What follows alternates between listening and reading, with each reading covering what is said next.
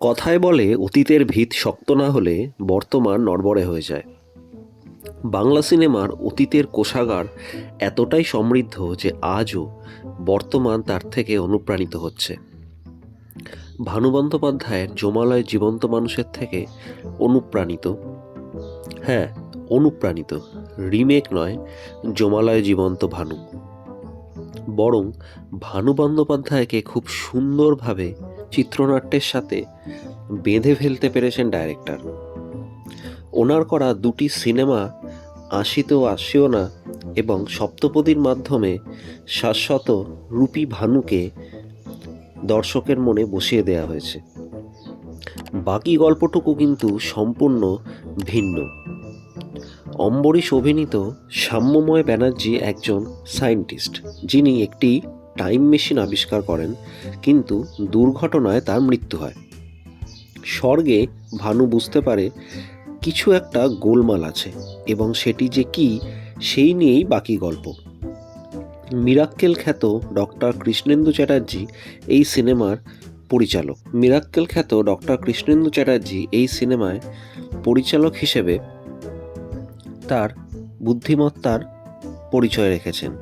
ভানু বন্দ্যোপাধ্যায়ের মতো দিকপাল অভিনেতাকে শ্রদ্ধাঞ্জলি দেয়া সত্যি কঠিন কাজ, কিন্তু সেই অসাধ্য সাধন করে দেখিয়েছেন পরিচালক। অনেক দিন বাদে কোনো ব্যক্তিত্বকে ট্রিবিউট দেওয়া সিনেমা দেখে মন ভালো হলো। যদিও স্যাটায়ার বা কমেডির ওপর আরও অনেক জায়গা ছিল, সিচুয়েশনাল কমেডির ওপর বেশি জোর দেওয়া হয়েছে এই সিনেমাতে। মিরাক্কেলে আমরা দেখেছি ডায়ালগ ভিত্তিক কমেডিতে কৃষ্ণেন্দু কতটা পটু, তাই আরও বেশি পরিমাণে স্যাটায়ার বা পাঞ্চলাইন এক্সপেক্টেড ছিল। পলিটিক্যাল স্যাটায়ারের পরিমাণও আরেকটু বাড়ালে ভালো লাগতো, যদিও যে কটি আছে প্রত্যেকটি দারুণ এবং শিক্ষা ও বুদ্ধির পরিচয় রাখে।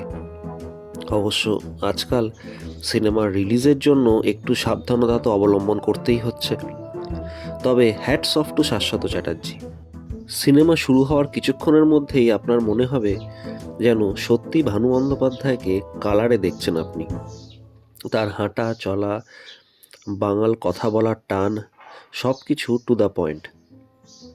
একটা সিনেমাকে মোটামুটি নিজের কাঁধে নিয়ে দৌড়ানো চারটিখানি কথা নয়, কেননা ভানুকেন্দ্রিক সিনেমার মুখ্য চরিত্র করা মানে বিশাল বড় একটা রিস্ক নেয়া। সামান্য ভুল হলেও বাঙালি দর্শক ছেড়ে কথা বলবে না। শুধু পর্দার ভানু নয়, ব্যক্তি জীবনে সাম্যময় ব্যানার্জি হয়ে উঠতে হয়েছে তাকে। অনেকেই হয়তো ভানু বন্দ্যোপাধ্যায় আসল নামটি জানতেন না। অম্বরীশের চরিত্রের নামও সাম্যময় রেখে দুজনের মধ্যে একটা সুন্দর ব্রিজ তৈরি করে দিলেন। আমাদের দেশে কমিক আর্টিস্টরা এখনও যে সেই সম্মান পান না, ভানুর মুখে এই কথাগুলো শোনার সময় সত্যিই খারাপ লাগে। এটি একটি মন ভালো করা ইললজিক্যাল কিন্তু মিষ্টি ছবি। টুইস্টের পর টুইস্ট মার্কা সিনেমা বা ওয়েব সিরিজের ভিড়ে এই সিনেমা আপনাকে অনাবিল আনন্দ দেয়। হলে দেখলে বুঝতে পারবেন সবার মুখেই একটা স্মিত হাসি কাজ করে। অবশ্যই সারা সিনেমাতে শুধুমাত্র নাচ, গান এবং মারপিট বোঝেন তাদের জন্য এই সিনেমা একদমই নয়। সিনেমাতে ভেরিয়েশন দরকার। সব সিনেমাকে একই রকম হতে হবে, তার মধ্যে কোনো না কোনো জ্ঞান থাকতে হবে, সেটা তো নাও হতে পারে। ছোট ছোট চরিত্রে পরাণ বন্দ্যোপাধ্যায়, শুভাশিস, সাহেব যথাযথ মর্যাদা রেখেছেন। অম্বরীশকে নিয়ে নতুন করে আর কিছু বলার নেই।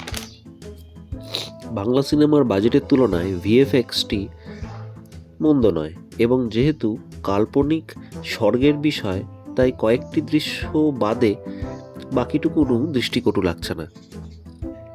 বাঙালির মনে মঙ্গললাল মেঘরাজ এখনও কিভাবে ঘর করে আছে তা কৃষ্ণেন্দুর করা একটি ছোট্ট দৃশ্যেই বোঝা যায়। যে কোনো ভালো সিনেমার পার্টিকুলার কয়েকটি দৃশ্যই মনে থেকে যায়। নস্টালজিক বাঙালি কিন্তু এই সিনেমায় সেরকম বেশ কয়েকটি দৃশ্য পাবেন।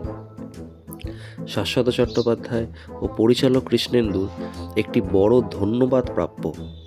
নতুন প্রজন্মের কাছে ভানু বন্দ্যোপাধ্যায়কে নতুনভাবে পরিচয় করিয়ে দেওয়ার জন্য। আপনাদের কেমন লাগলো? যদি এখনও না দেখে থাকেন তাহলে শীঘ্রই দেখে আসুন এবং আমাদের কমেন্ট বক্সে আপনাদের মূল্যবান মতামত জানান। ভালো থাকুন, খুশিতে আমার শান্তি খুশিতে রাখুন। আমি ঢাকার পোলা ভানু।